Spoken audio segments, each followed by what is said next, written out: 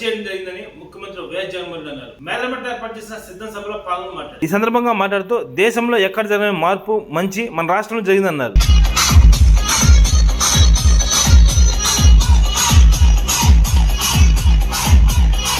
సిద్ధం సభను వెల్కమ్ చేయడానికి వారి పరిచయ వాక్యాలు అందించబోతున్నారు మోపిదేవి వెంకటరమణ గారు, డిస్ట్రిక్ట్ ప్రెసిడెంట్. వారికి స్వాగతం సుస్వాగతం.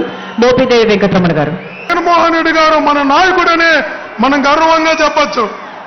అందుకే ఆ రోజు మహానేత ఆలోచించినట్టు, మహానేత ఆశపడ్డట్టు రైతుల గురించి ఆలోచించాడు.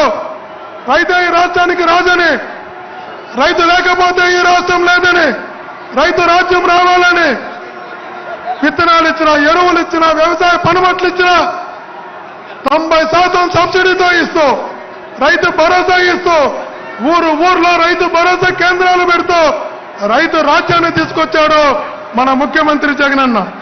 మహిళల గురించి ఆలోచించాడు. ఏ మహిళ కూడా ఇంటికో వంటకో పరిమితం కాకూడదని, భర్తతో జీవిత భాగస్వామిగానే కాదు అన్నింటిలో సరి భాగస్వామి కావాలని ఉద్యోగాలు ఇచ్చిన, పదవులు ఇచ్చిన, కొలువులు ఇచ్చిన, స్థానిక ఏలుబడి ఇచ్చిన, ఏమిచ్చినా మహిళల పేరుతో ఇచ్చి మహిళా రాజ్యాన్ని తీసుకొచ్చినటువంటి నాయకుడు మన జగనన్నని మనం ఈరోజు గర్వంగా చెప్పొచ్చు. విద్యార్థుల గురించి ఆలోచించాడు.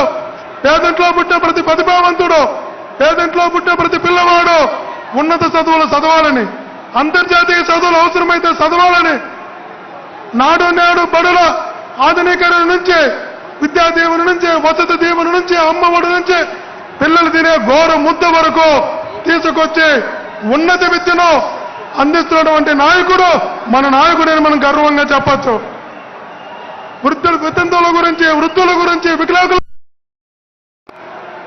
ప్రభుత్వ ఉద్యోగితో సమానంగా 1వ తేదీకి జీతం వచ్చినట్లు 3,000 రూపాయలు పింఛను పేదలకు ఇచ్చినటువంటి నాయకుడు మన నాయకుడని మనం గర్వంగా ఈరోజు చెప్పగలుగుతున్నాం.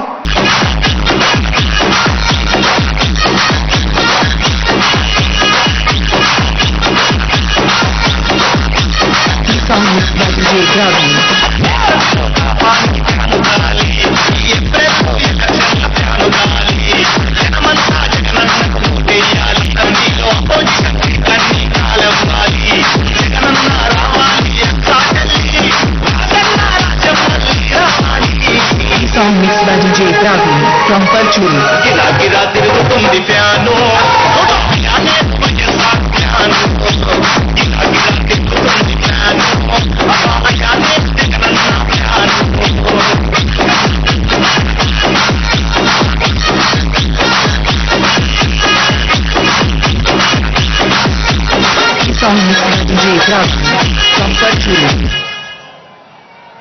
మీ బిడ్డ ఒక్కడే ఒక వైపున ఉన్నాడు. ఫలాన్ని మంచి చేశాము అని చెప్పుకునేదానికి ఒక్కటంటే ఒక్కటి లేని వాళ్ళంతా కూడా ఈ రోజు ఏమవుతా ఉన్నారు.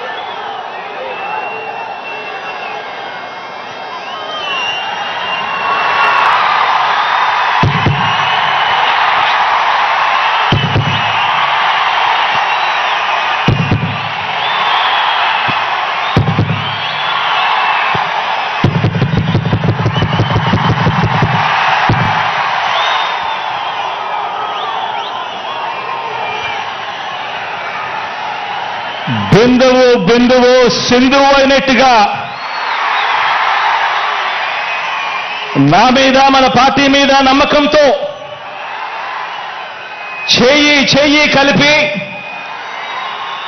ప్రభంజనంలా ఇక్కడికి సిద్ధమంటూ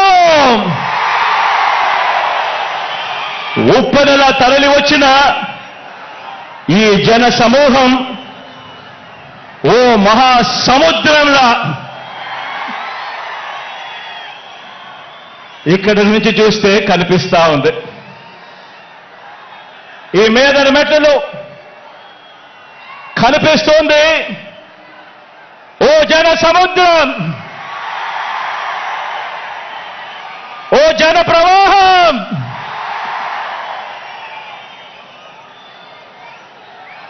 ఇంటింటి అభివృద్ధిని, సామాజిక వర్గాల సంక్షేమాన్ని పేదలందరి ఆత్మగౌరవాన్ని మొత్తంగా రాష్ట్ర ప్రగతిని ఇలాగే కాపాడుకొని మరో 5 ఏళ్లు ఈ ప్రయాణాన్ని కొనసాగించేందుకు మద్దతు పలికేందుకు వచ్చిన ఈ ప్రజా సైన్యానికి ఇక్కడున్న ప్రతి గుండె చప్పుడికి మీ జగన్, మీ అన్న, మీ తమ్ముడు, మీ బిడ్డ సెల్యూట్ చేస్తా ఉన్నాడు అని చెప్పి కూడా ఈ సందర్భంగా తెలియజేస్తా ఉన్నాను.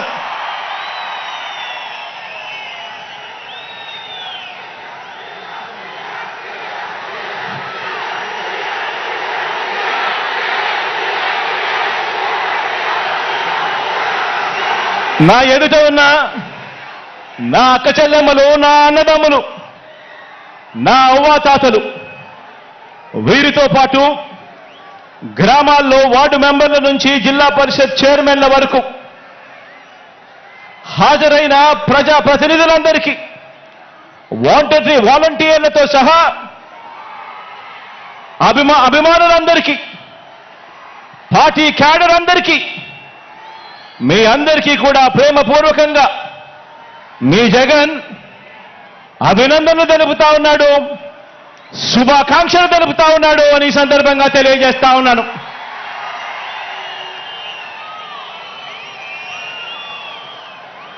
మరికొన్ని రోజుల్లో జరగబోతా ఉన్న ఎన్నికల మహాసంగ్రామానికి, ఆ సంగ్రామంలో పేదవాడి భవిష్యత్తును కాపాడేందుకు, ఆ పేదవాడికి అండగా తోడుగా నిలబడేందుకు మీరంతా కూడా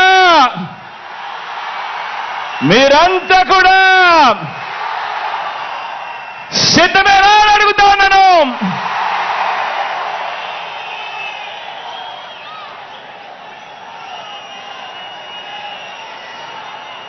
పార్టీల పొత్తులతో బాబు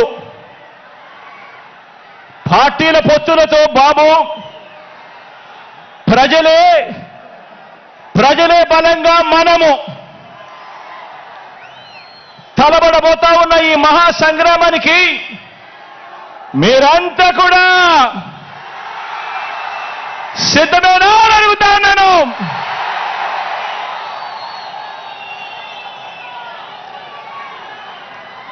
జగన్ను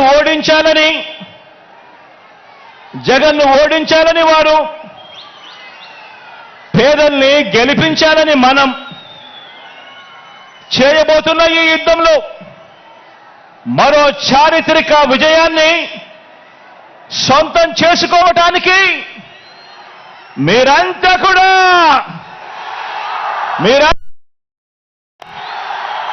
సిద్ధమేనా అని అడుగుతాను. అంటే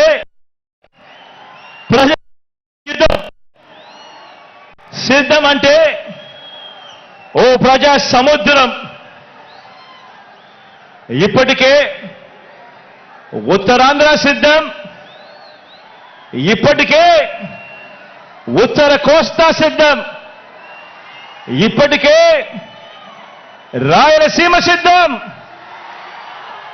ఈరోజు దక్షిణ కోస్తా కూడా సిద్ధం.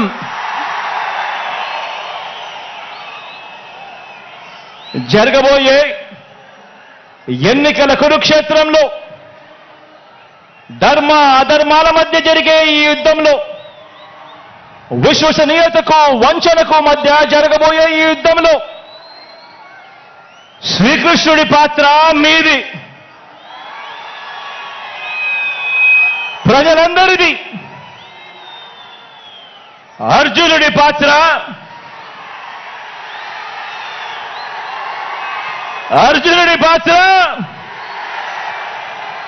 మీ బిడ్డది, మీ అన్నది, మీ తమ్ముడిది.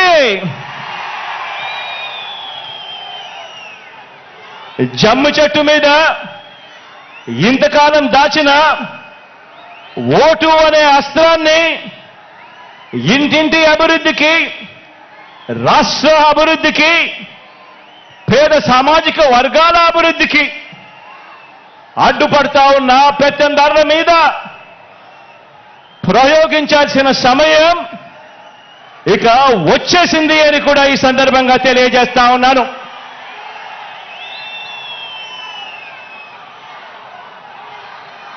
నాకు,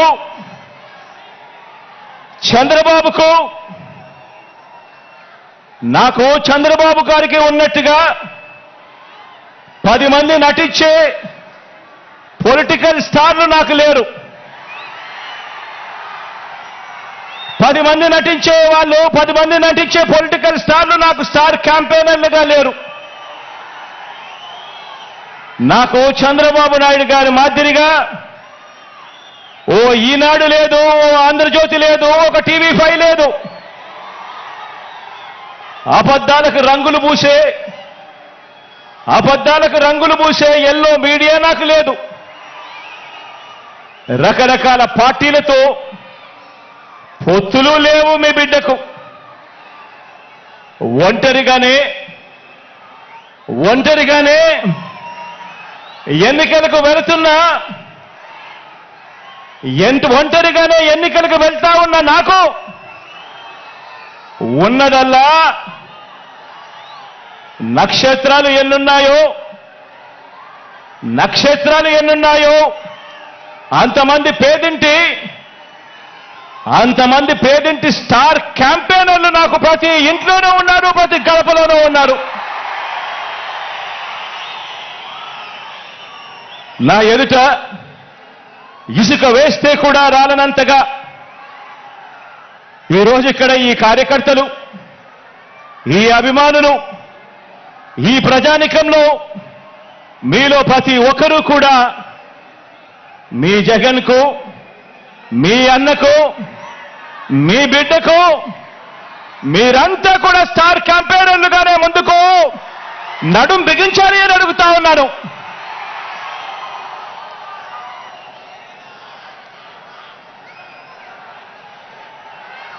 బహుశా మరో 4 రోజుల్లోపే ఎన్నికల నోటిఫికేషన్ వచ్చేస్తా ఉంది. ఈ రోజు నుంచి బహుశా 4 రోజుల్లోపే ఎన్నికల నోటిఫికేషన్ వచ్చేస్తా ఉంది. చంద్రబాబు వీరితో పాటు చంద్రబాబు జేబులో ఉన్న మరో జాతీయ పార్టీ, వీరంతా కూడా మన మీద, మన పేదల భవిష్యత్ మీద వీరంతా కూడా దాడి చేయడానికి రెడీగా ఉన్నారు. నా ప్రసంగంలో ముందుగా బాబు అండ్ కో వీళ్ళ పొత్తుల గురించి కాసేపు మాట్లాడతాను. వీరందరిది కూడా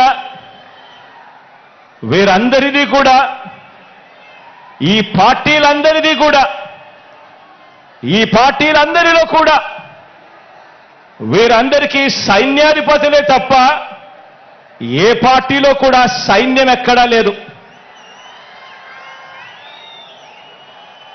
ఇందులో కొన్ని పార్టీలు గత ఎన్నికల్లో నోటాకొచ్చినన్ని ఓట్లు కూడా రాని పార్టీలు,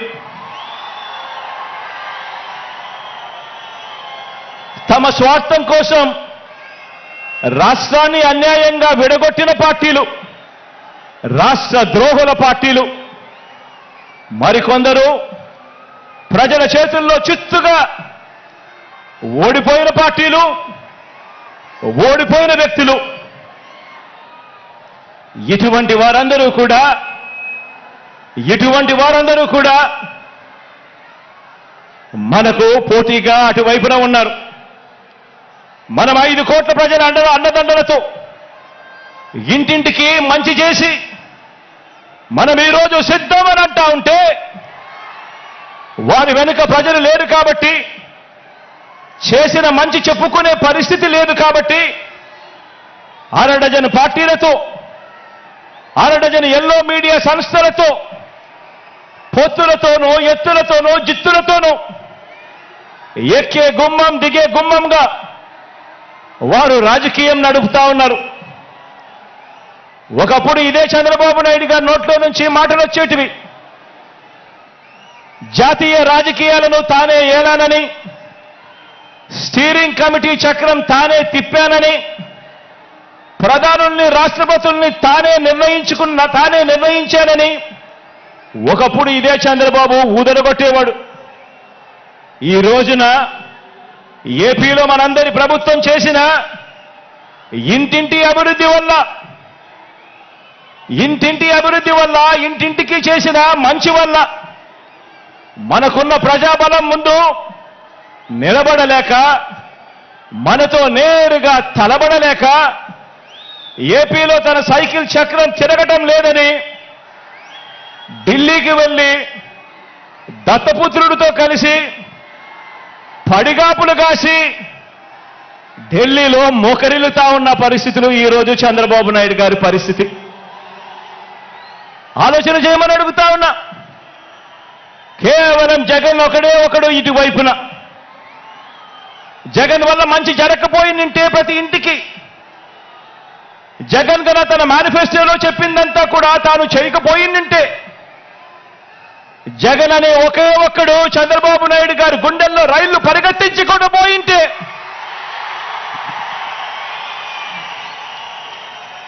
చంద్రబాబు నాయుడు గారు ఇన్ని పొత్తుల కోసం ఎందుకు పాకులాడుతా ఉన్నాడు? ఇంతమందితో పొత్తుల కోసం ఎందుకు అగసాట్లు పడతా ఉన్నాడు? ఎందుకు ఢిల్లీ దాకా వెళ్ళి అక్కడ మోకరిల్లుతా ఉన్నాడు? దీనికి కారణం చిత్తశుద్ధితో, నిజాయితీతో మనం చేసిన మంచి, అన్ని వర్గాల మీద మనం చూపించిన కమిట్మెంట్, ఇంటింటికి మనం చేసిన అభివృద్ధి. ఈ రోజున మన పార్టీ, మన ప్రభుత్వం నిండుగా విరగ కాసిన మామిడి చెట్టులా మనముంటే, చంద్రబాబు నాయుడు గారి పార్టీ అందరినీ కూడా మోసం చేసి, వెన్నుపోట్లు పొడిచి, గత పాపాలకు ఫలితం అనుభవిస్తూ తెగులు పట్టిన చెట్టులా చంద్రబాబు నాయుడు గారి పరిస్థితి ఉంది. మన ఎమ్మెల్యేలంతా, మన నాయకులంతా ప్రతి నియోజకవర్గంలోనూ గడప గడపకు ప్రజల వద్దకు వెళ్ళి చేసిన మంచిని చెబుతూ, ప్రతి ఎమ్మెల్యే అభ్యర్థి కూడా తిరుగుతూ ఉంటే, చంద్రబాబు మాత్రం రామోజీ గడప, ఆంధ్రజ్యోతి రాధాకృష్ణ గడప, TV5 గడప, ఢిల్లీలో ఇతర పార్టీల గడపలు, ఇలా ఓ 6 డజన్ గడపలు 5 ఏళ్లుగా తన మనుషులను పంపి తాను తిరుగుతా ఉన్నాడు. ఆలోచన చేయమని అడుగుతా ఉన్నా. ఇది కనిపిస్తా ఉన్న చంద్రబాబు నాయుడు గారి మార్క్ రాజకీయం. మరి మీ జగన్ మార్క్ రాజకీయం, మరి మీ అన్న మార్క్ రాజకీయం. మీ అన్న మార్క్ రాజకీయంలో, మీ జగన్ మార్క్ రాజకీయంలో విలువలున్నాయి. విశ్వసనీయత అన్న పదానికి అర్థం ఉంది, నిబద్ధత ఉంది, సిద్ధాంత బలం ఉంది, ఇంటింటికి మంచి చేశాము అన్న చరిత్ర ఉంది. అన్నింటికీ మించి ప్రజల మీద, అక్క చెల్లెమ్మల మీద నమ్మకం ఉంది. ఈరోజు మీ బిడ్డ పాలనతో ప్రతి ఇంట్లోనూ కూడా చిక్కటి చిరునవ్వులు కనిపించే పరిస్థితులు ఉన్నాయి.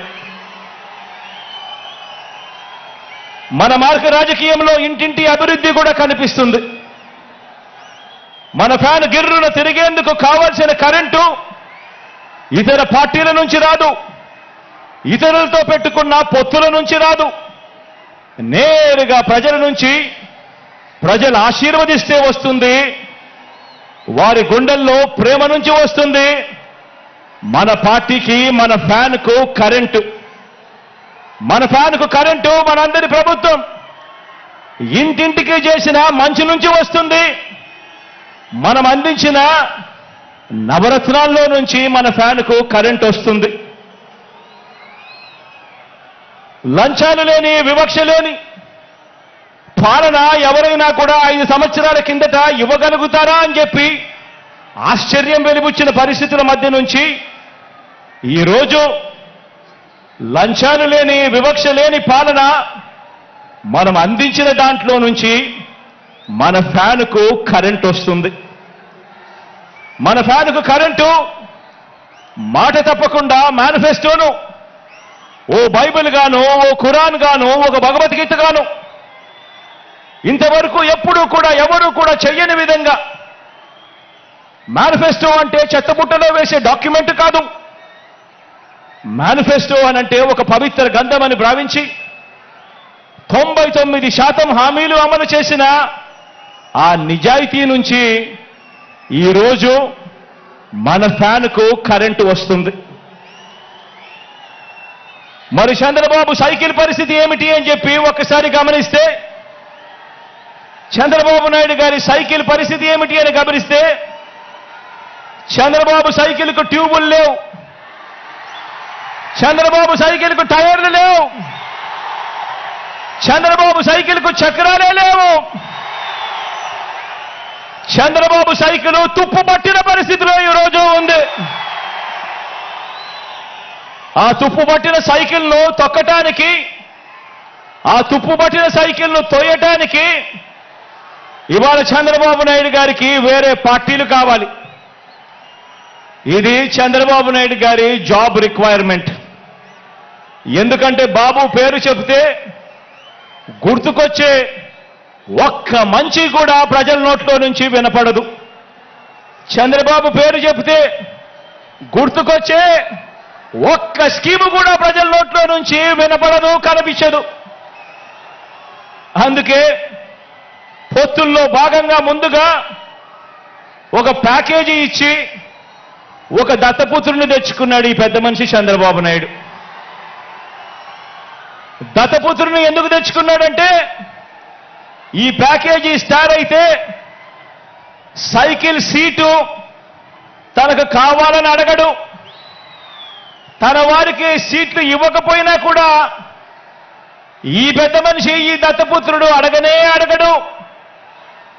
ఎందుకు ఇన్ని తక్కువ సీట్లు నాకు ఇస్తున్నావు అని చెప్పి అంతకన్నా క్వశ్చనే చెయ్యడు. కావాలంటే తాను తాగుతా ఉన్న టీ గ్లాస్ కూడా బాబుకే ఇచ్చేస్తాడు. చంద్రబాబు సిట్ అంటే కూర్చుంటాడు, చంద్రబాబు స్టాండ్ అంటే నిలబడతాడు. సైకిల్ను ఎప్పుడు దిగమంటే అక్కడ దిగుతాడు, ఎప్పుడు సైకిల్ను తోయమంటే అప్పుడు తోస్తాడు. పొత్తుల్లో ఉండమంటే పొత్తుల్లో ఉంటాడు, విభేదించినట్టు డ్రామాలు ఆడమంటే రక్తి కంటిచ్చే డ్రామా కూడా ఆడుతాడు. వెనకటికి చంద్రబాబు నాయుడు లాంటి నాయకుడిని ఎవరో అడిగారట. వెనకటికి చంద్రబాబు నాయుడు గారి లాంటి నాయకుడిని ఎవరో అడిగారట, అయ్యా పరిపాలన చేసేవారు కలకాలం గుర్తుండాలంటే ఎలాంటి పనులు చేయాలి అని చెప్పి అడిగారట. ఎలాంటి పనులు చేస్తే కలకాలం గుర్తుండిపోతాం ప్రజల్లో అని చెప్పి అడిగాడట. అప్పుడు ఆ బాబు ఏం చెప్పాడంటే, ప్రజలకు అన్నం పెడితే అరిగిపోతుంది, ప్రజలకు చీర కొని పెడితే చిరిగిపోతుంది, ప్రజలకు ఇల్లు కట్టిస్తే కూలిపోతుంది, కర్రు కాల్చి వాత పెడితే మాత్రమే ప్రజలకు కలకాలం గుర్తుంటుందని ఆ బాబు చెప్పాడట. ఈ 14 ఏళ్ళు సీఎంగా ఉన్న బాబు కూడా అలాంటోడే. 14 ఏళ్ళు ముఖ్యమంత్రిగా ఉన్న ఈ చంద్రబాబు కూడా అలాంటోడే. అదే చేశాడు. అలాంటి బాబు ఎంతమందితో పొత్తులు పెట్టుకున్నా, ఇలాంటి ఈ చంద్రబాబు ఎంతమందితో కూడా పొత్తులు పెట్టుకున్నా కూడా ఈ చంద్రబాబు నాయుడు గారి పరిస్థితి సున్నా.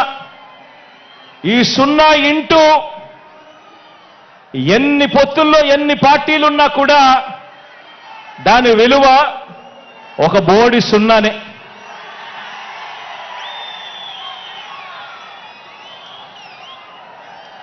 ఆశ్చర్యం ఏమిటో తెలుసా? ఇప్పుడు చంద్రబాబు నాయుడు గారు ముగ్గురితో కలిసి పొత్తు అని అంటా ఉన్నాడు. 3 పార్టీలతో పొత్తు అని అంటా ఉన్నాడు. ఈ ముగ్గురు కలిసి 2014లో ఇలానే పొత్తుగా ఏర్పడి 2014లో ఒకే స్టేజ్ మీద కూర్చొని వీళ్ళంతా కూడా భాషణలు ఇచ్చారు, మీటింగులు పెట్టారు. ఒకే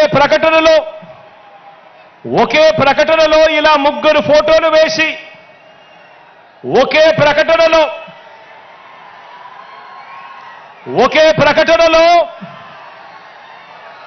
ఇలా ముగ్గురు ఫోటోలు వేసుకుని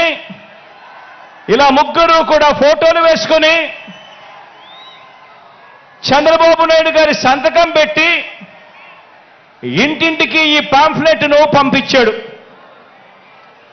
ఇంటింటికి పంపించిన ఈ పాంఫ్లెట్లో చంద్రబాబు నాయుడు గారు ఏం రాశారో తెలుసా?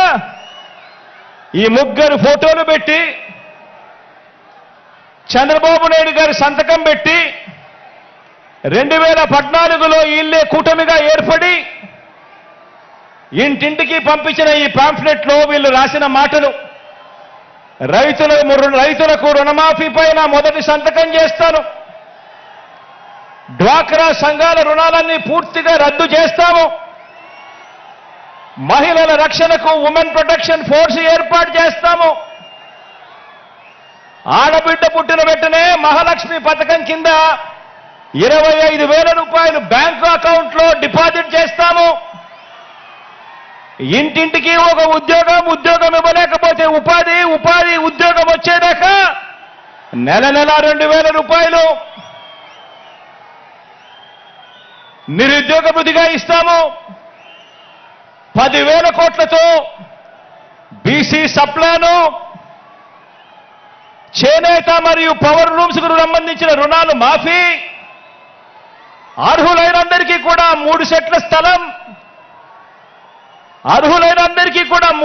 స్థలం, పక్కా గృహాలు మంజూరు చేస్తాము, రాష్ట్రాన్ని సింగపూర్గా మించి అభివృద్ధి చేస్తాము, ప్రతి నగరంలో హైటెక్ సిటీ నిర్మిస్తాము.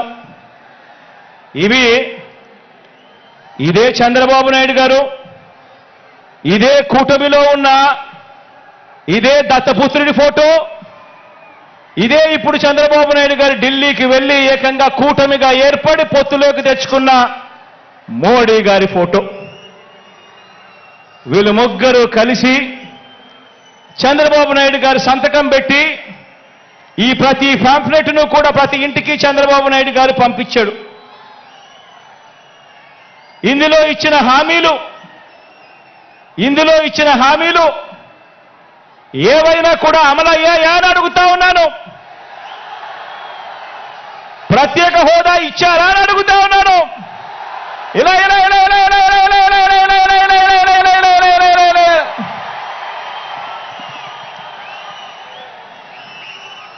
మరి ఇవి గతంలో చేయకుండా మరి పొత్తులో వీళ్ళంతా కూడా భాగమై ఈ మాదిరిగా మీటింగులు పెట్టి మేనిఫెస్టో అని చెప్పి మేనిఫెస్టోలో ఇవన్నీ పెట్టి పాంఫ్లెట్లుగా ఇవన్నీ చేసి ఏకంగా చంద్రబాబు నాయుడు గారు సంతకం పెట్టి ప్రతి ఇంటికి కూడా ఈ మాదిరిగా పంపించి